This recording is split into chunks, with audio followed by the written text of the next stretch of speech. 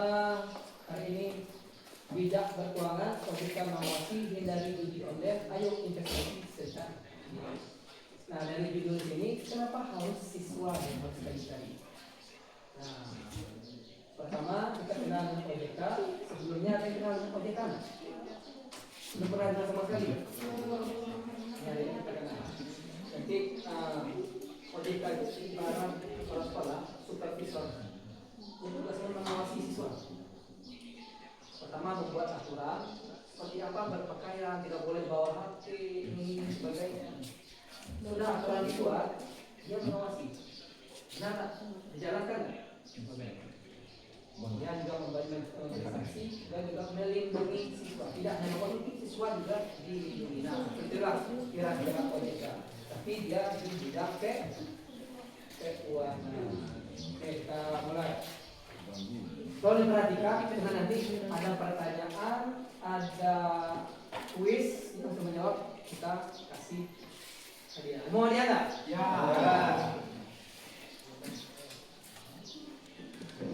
Nah, apa sih itu OJK? Nah, ini dia. Otoritas Jasa Keuangan. Nah, kalau ada kata otoritas, berarti lembaga atau suatu kantor atau suatu lembaga yang diberikan khusus buat jasa keuangan. Apa saja tugasnya? Ya seperti ini. Kalau kita ada yang suka main bola sih, coba. Ada? Coba. Oh, ada. Ada yang suka main bola? Kalau main game suka? Nah gini, ada satu permainan, mereka lagi main bola, kita tuh OJK-nya wasit. Kalau terlalu pelanggaran keras, kartu merah, sanksinya. Nah ini dia. Dia tidak hanya melindungi, dia melindungi pemain atas pemain bersama-sama. Nah, setelah tugas OJK. Ya, mengatur, dan mengawasi bank, pinjaman oleh yang legal, bukan ilegal, asuransi, saham, koperasi, ya, biar aman. Pihak lembaga banknya biar tidak bangkrut, biar tidak apa segala macam, OJK yang membuat aturan dan mengawasinya. Nah, bagi nasabah bank supaya tidak dirugikan, uang tidak ada hilang supaya OJK yang akan membawa. Oke, siapa yang sama lagi? Apa tugas OJK? Oke, saya Bu, saya Pak. Ayo. Nah.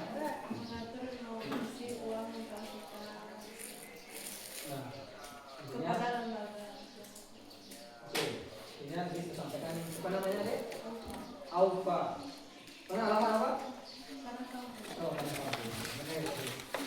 OJK itu tugasnya mengawasi, mengatur, membuat regulasi atau aturan-aturan bagaimana bank itu beroperasi, bagaimana pinjaman legal itu beroperasi, bagaimana asuransi saham itu agar semua lembaga ini tidak pilot dan nasabah yang menggunakan jasa itu juga tidak dirugikan. Nah, itulah tugas OJK. Next. Tadi ya. Lembaga negara yang punya wewenang buat mengatur, mengawasi semua kegiatan sektor jasa keuangan. Apa saja jasa sektor keuangan? Bank, semua bentuk bank daerah, bank BUMN, pasar modal. Kita ada yang kenal pasar modal, saham. Tuh, nanti kita belajar ini. Ya, asuransi. Nah, kita bayar uang untuk asuransi jika ada terjadi insiden produk lain. Kemudian ada dana pensiun, biasanya nanti ada yang PS sebagainya, itu ada pembangunan wajib untuk dana pensiun. Kemudian ada fintech peer-to-peer lending, pinjaman online, ada yang legal, jadi ada daftarnya. Dan lain banyak di keuangan. Nah, selain melindungi tadi, lembaga itu juga melindungi konsumen. Nah, sudah punya nasabah bank nggak? Dan punya kartu rekening nggak? Sudah? Nah, belum? Ada ini sudah? Nah, yang sudah ini maksudnya ini melindungi konsumen, dia sebagai nasabah itu sebagai konsumen yang menggunakan jasa itu agar tidak dirugikan. Misalnya cek uangnya bisa ditarik, mendadak hilang nomor saat jumlah uang banyak, maka kita laporkan ke OJK. Nah, nanti cara melaporkan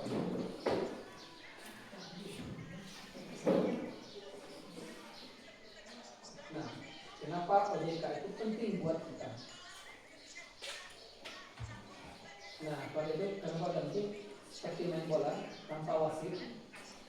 Nah, kira-kira seperti apa? Kapan dia akan dihakimi seperti offside, pelanggaran, penalti, out dan sebagainya. Tidak ada aturan, tidak ada kehendak. Maka di sini untuk mengawasi kegiatan keuangan kita butuh wasit. Ini namanya OJK. Nah, artinya ada akibat ilegal atau investasi bodong, itu bisa kita laporkan ke OJK. Kita lihat bahwa karena di bank dari tidak transparan, data saya dibocorkan.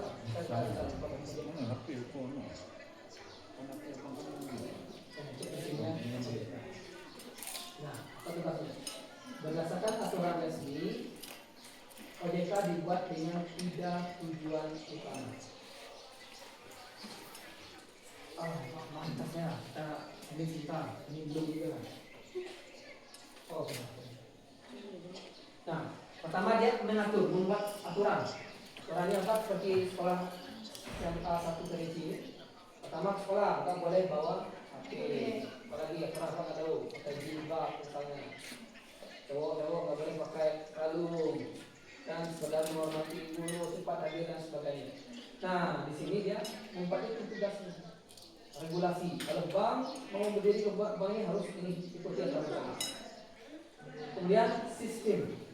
Nah, dia agar sistem tumbuh berkembang, agar bank tidak pilot atau rugi, harus ikuti aturan. Seperti ini, agar nanti mahasiswanya tumbuh berkembang, tidak hanya mendapatkan nilai yang bagus, tapi juga adab yang baik. Nah, tumbuh dan berkembang. Nah, ada sistemnya. Dan melindungi dengan konsumen dan masyarakat. Nah, setelah aturan, setelah tumbuh, siswa juga harus dilindungi. Apa keluhannya, apa kebutuhannya. Aturan ada, kursi 4 duduk ada. Nah, kita tidak. Oke, lanjutkan. Ini visi OJK. Nah, ini sudah saya katakan. Terpercaya melindungi kita semua. OJK mau Menteri Keuangan Indonesia dari pilar ekonomi yang dunia dan bikin semua sejahtera. Dan misinya bikin semua kegiatan keuangan seperti bank sama yang lain rapi, adil dan transparan. Transparan tahu apa itu? Terbuka informasinya, bisa kita akses, tidak ditutup-tutupi, tidak laporannya. Berapa ini kita berapa bisa kita menjaga sistem agar stabil dan terus tumbuh. Nah, ujung-ujungnya melindungi konsumen dan masyarakat.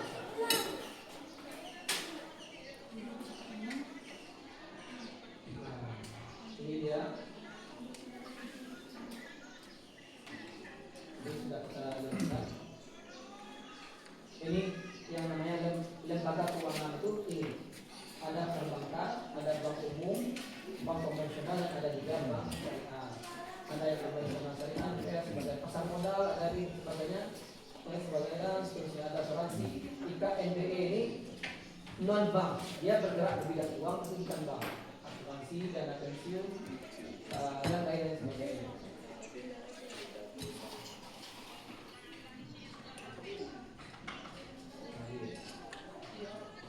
Ini terkait dengan bank, ada asuransi, dana pensiun, lembaga, dan sebagainya.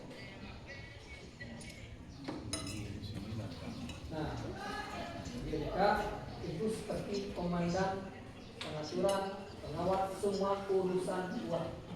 Itu ya, OJK. Nah, melindungi dengan konsumen. Jadi kalau konsumen itu yang dirugikan, kita bisa lapor ke sini. Nah, pelayanan konsumen sektor jasa keuangan melindungi kepentingan konsumen dan masyarakat. Ya, ada 2 konsep edukasi tugas OJK untuk melindungi konsumen. Edukasi melindungi konsumen industri jasa keuangan. Edukasi itu apa? Edukasi itu memberikan pemahaman dan pembelajaran kepada masyarakat, terutama dari generasi muda yang akan nanti siap keluar sedang menggunakan bank dan sebagainya, harus kuliah nanti. Nah, harus tahu kemana nanti kita jika kita dirugikan, kemana kita harus melaporkan. Dan pelayanan konsumen sertifikasi OJK. Dia edukasi konsumen dengan preventif, yaitu dengan memberikan informasi yang edukasi yang kita lakukan sekarang ini. Layanan konsumen bisa telepon, sebagainya, WhatsApp, market intelligence, intinya pasar, perilaku pasar, market knowledge ini bagaimana keadaan pasar sekarang ini.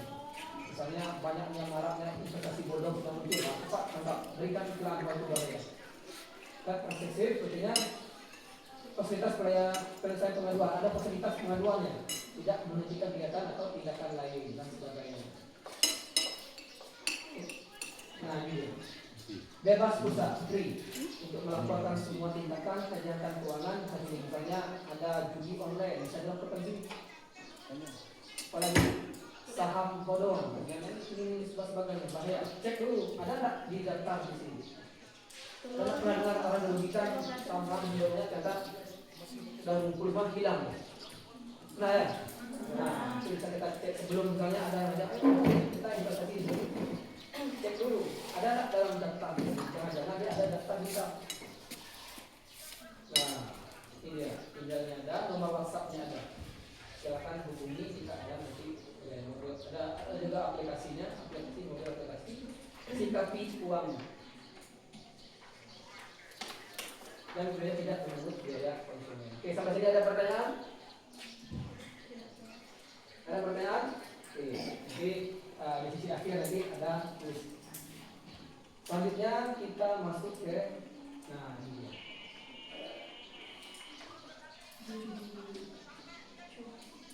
Nih, kalau membahas masalah judi online itu tidak lagi mengenal usia, siapa kita, siapa ini, dan di mana tempatnya. Kalau dulu sama Pak SMA itu, kalau judi itu harus ada tempatnya. Dan tempatnya di sini, nggak boleh tempat umum. Jadi masyarakat juga marah. Apa namanya juga terbuka. Kemudian waktunya juga harus ada. Ada waktu tertentu orang main judi. Nah kalau sekarang tidak punya tempat, semuanya adalah tempat main judi. Dan waktunya 24 jam. Selagi ada lawan. Sudah punya HP semua nih? Sudah. Nah, mudah-mudahan bukan jadi bagian dari judi online. Jadi tidak ada data. Ini kalau teman-temannya kayaknya sudah kenal nih. Yang bagi yang cowok nih. Apa nama lu? Jackpot. Nah, itu tidak. Nah, dia apa itu judi? Yang disebut juga permainan judi adalah tiap-tiap permainan di mana umumnya kemungkinan besar untung bergantung pada keberuntungan belaka. Kalau menang, kalau kalah, tidak ada usaha. Yang tebak-tebakan, habis waktu dan sebagainya. Ini unsur-unsur tindakan pidana. Adanya perbuatan bersifat perundungan yang mempertaruhkan uang atau barang melawan hukum. Nah, ini dia tindak pidana penjudian. Nah, ini dia. Ini yang paling banyak di HP. Kenapa kawan? Pernah lihat teman ya? Pernah. Yang lihat orangnya. Kita hari ini fokus pada diri sendiri. Jika nanti seandainya belum mencoba, jangan dicoba. Jika sudah mencoba, keluarlah. Ada dua hal kelebihan dari kita. Dari sisi agama, semua agama Indonesia rata agama diakui. Dan kita punya. Itu pun dengan KUHP kita. Atau undang-undang kita. Kaitan yang melibatkan jumlah uang yang berharga atau yang barang-barang berharga. Yang mana pemenang memperoleh uang keimbalan dengan hasil yang tidak diketahui banyak ditentukan sebagainya. Sesuai kebetulan maka keberuntungan. Sifat keberuntungan saya. Nah, sifat yang satu yang berharga. Pernah lihat para yang sudah ini tidak. Kenapa orang-orang tertarik dari itu? Karena hasrat ingin kaya dapat. Mau kaya ada? Mau duit banyak ya? Salah satu jalan pintas yang paling mudah dan berhasil tinggi ini. Jadi saya ditanya Anda, saya riset nanti adik-adik bisa searching di YouTube alasan ilmiah kenapa orang membeli ini. Pertama, penjualan ilmunya kurang. Rata-rata orang itu orang penghasilan Karena Ini yang pancingan itu. pokoknya orang Nah, sini. mungkin mesti ya. Nah, kita buru-buru ini dapat Sudah uang. di 15. Nah, ini ya. Itu orang yang jadi adalah mental orang bukan kondisi miskin kaya, kondisi miskin dan kaya berbeda dengan mental kaya. Ini contohnya. Pernah lihat di masyarakat orang tuanya kaya tapi anaknya suka belanja setelah orang tuanya nggak ada dia tidak miskin. Nah, itu namanya orang kaya dan mental miskin. Tidak ada orang miskin mental kaya, dia miskin, dia jual ini sebagainya. Ternyata hubungan pas di usia 40 sebagainya dia sudah mapan. Nah, lihat misal seperti itu. Dari orang susah jadi, nah itu namanya orang miskin dan mental kaya.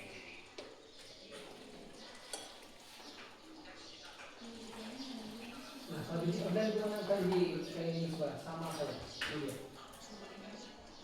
Kenapa bisnis online marak dan populer? Pertama, di Indonesia itu lemahnya pengawasan web internet. Banyaknya itu dibuat dari luar, Kamboja dan sebagainya. Itu bisnis Indonesia dan Indonesia itu menjadi masalah.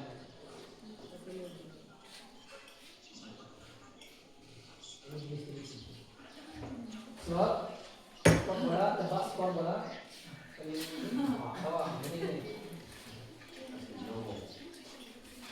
Oke, ada sebagainya, menteri sama termasuk masuk poin, dapat boneka. Oh, nggak dapat. Sama yang berantem. Ya, masyarakat poin. Apa? Ya, yang besar malam tuh lebar gelap. Itu tuh masuk judi. Jadi itu kayaknya bertaruh. Makanya yang besar malam itu banyak disita oleh polisi sama kegiatan. Jadi itu bukan jadi bukan misalnya bersifat bertaruh. Bersifat bertaruh itu adalah judi. Nah itu dia. Kalau kita lapor, polisi kan langsung ditindak. Kadang polisinya nunggu laporan. Kenapa nggak masuk polisi dan Dia punya regulasi. Misalnya bapak betul si Ova nih, polisi lihat, bisa paling dia mengamankan, kecuali ada yang melaporkan. Baru dia. Dan dia nunggu laporan. Itu regulasi satunya sih kalau tidak seperti itu, dia bisa tangkap senaknya di sini. Hanya harus ada regulasi kecuali narkoba yang bukan narkoba. Terus pertanyaannya ada lagi pertanyaan lain?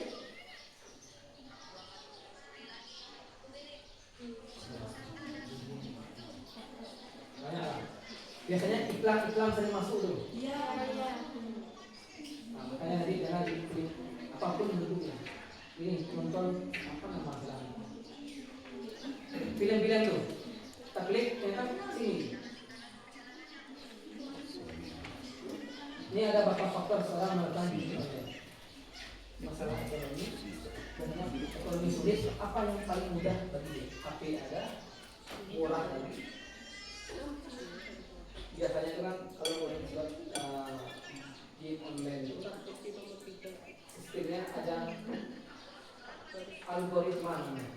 Kasih kita menang 1 kalah sampai 3, kasih menang lagi 1 kalah sampai 4, dia naik dia tak ini orang ini bermasalah dan terus hingganya habis. Itu ada kasus teman-temannya di kampung atau dengan tidak diam-diam menggadaikan barang-barang kayak motor, mobil, HP, bayar utang dari kalah judi, dari pinjaman online. Jadi ada kata-kata sebagainya. Nah ini akibat dari nah itu yang pemerintah melarang sebagainya. Lingkungan teman-teman sangat selektiflah memilih teman. Nah dia nggak bisa untuk pembinaan. Ini paling kuat di sini. Pergaulan.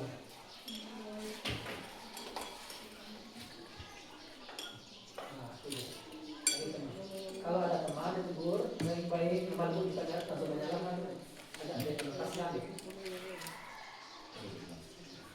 Kesempatan. Nah, kita semua berkesempatan semua. Ya, belanja harian berapa nih rata-rata sini? 10, 20, 30. Luar biasa. 30.000 sehari. Tapi banyak inflasi. Banyak. Kalau Bapak dulu sini itu 2008 sudah lahir 2008. Ini kelihatan 2008. Ya. 2007 ada. Itu berapa? 2008. Nah, Pak 2008 baru masuk SMA, Anda baru lahir. Nah, situ itu berapa belanja apa? Itu masih kalau 1.000 minyak itu masih 7.000. Nah, 6.000 itu 15.000 cukup. 1.500 sudah dapat lontong. Ini berapa sekarang? 5.000 wajar. Nah, kemudian kurangnya kesadaran individu. Tidak tahu kalau ini dugi itu apa. Orang bukan dugi itu domino dong. Naik kartu itu saja. Yang bersifat tertaruh kalau menang mendapatkan, kalah kehilangan. Nah, itu yang saya tahu.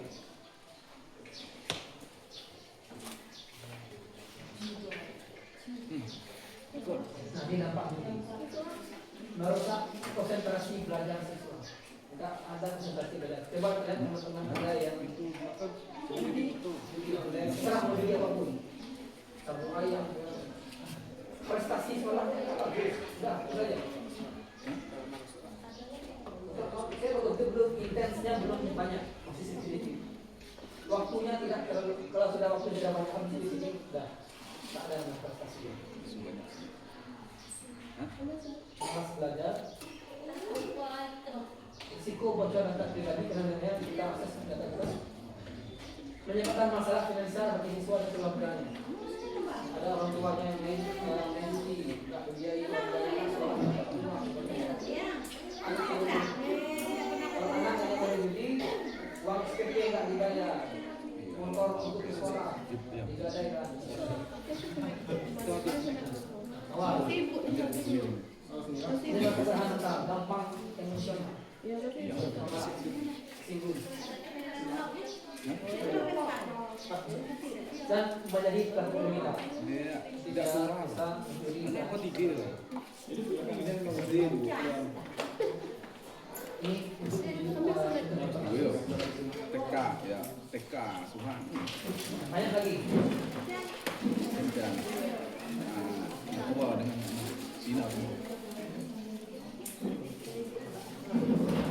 Baru umur sudah belum cukup, tapi sudah ada pasal yang menjerat bagi kita yang mengajukan.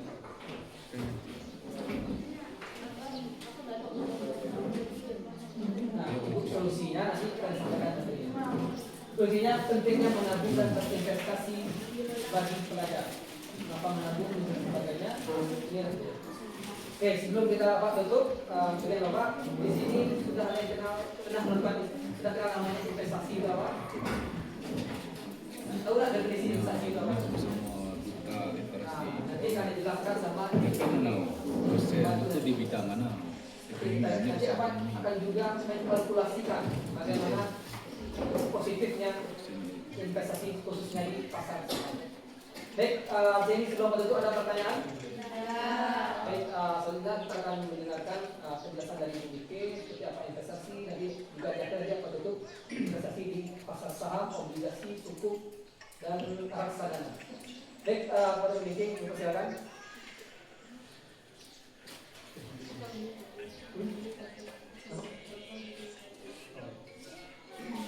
Tapi siapa guru lama ni? Ya, masuk. Assalamualaikum warahmatullahi wabarakatuh.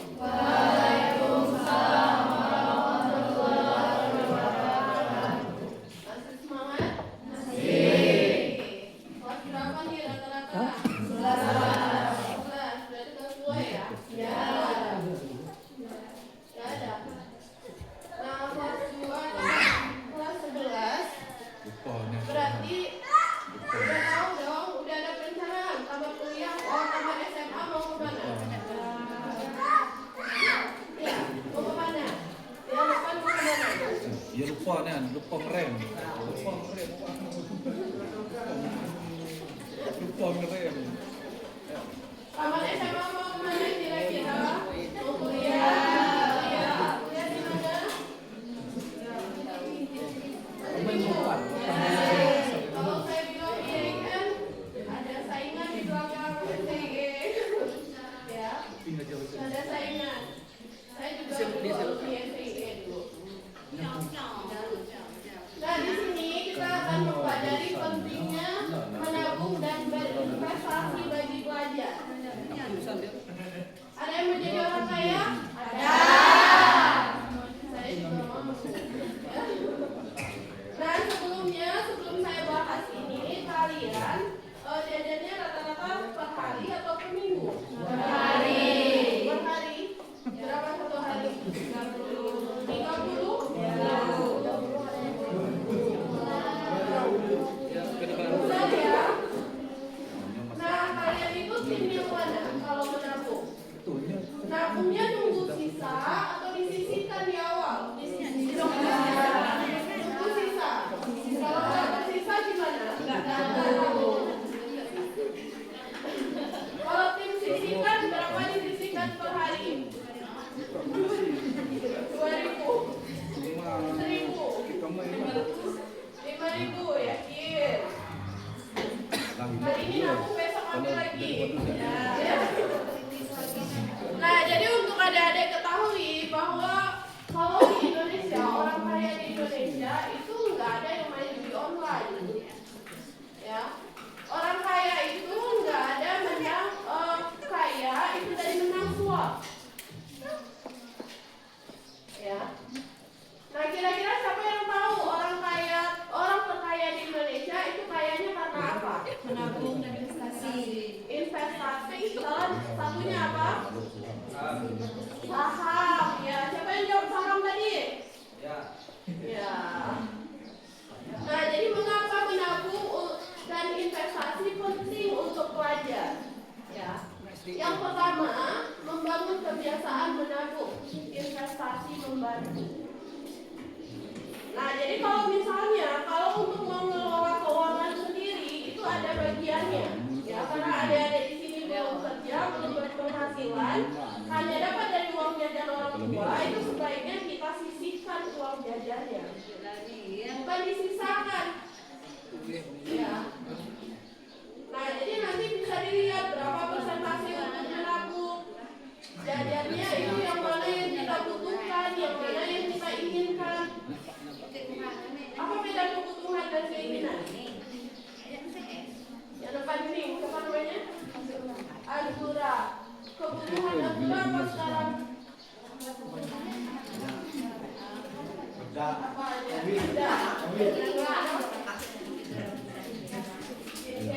Oke, itu kebutuhan. Kalau keinginan apa? Mulai ya.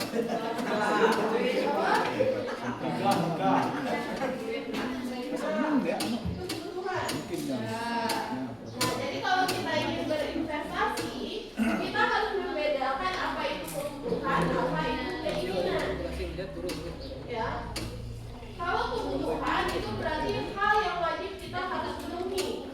Contohnya apa? Makan. Itu kebutuhan. Kalau nggak makan bisa sakit. Iya. Ya, itu tergantung orangnya. Ya, tergantung orangnya. Kalau jadi influencer misalnya, memang butuh skincare. Ya kan? Jadi kita harus menempatkan posisi kita. Kalau keinginan, kita inginnya punya HP yang bagus. Sementara HP lama masih bisa dipakai. Ya. Nah, kita mau makan di kafe yang enak. Ya intinya kamu nggak boleh Sementara kita bisa makan di rumah. Aku tahu berusaha Ya, kalau sekali boleh, tapi kita harus membedakan keinginan dan kebutuhan. Nah, jadi yang kedua, mendapatkan keuntungan. dia nakal tuh jumlah Kalau kalian nabung, siapa yang untung? Saya atau kalian? Orang tuanya juga untung. Ya kan? Nanti kalau sewaktu-waktu kalian membutuhkan dana yang banyak, kalian bisa gue yo. Enggak. Nah, jadi kita mulai manajemen keuangan kita dari Atau di sekarang. loh. Nah, kemudian belajar mengelola keuangan. Kita harus tahu yang 30.000 dikasih orang tua itu untuk makan di kantin berapa? 15. Yang cowok 15, yang untuk apa lagi? Untuk rokok. Enggak. Terus untuk apa aja? Kata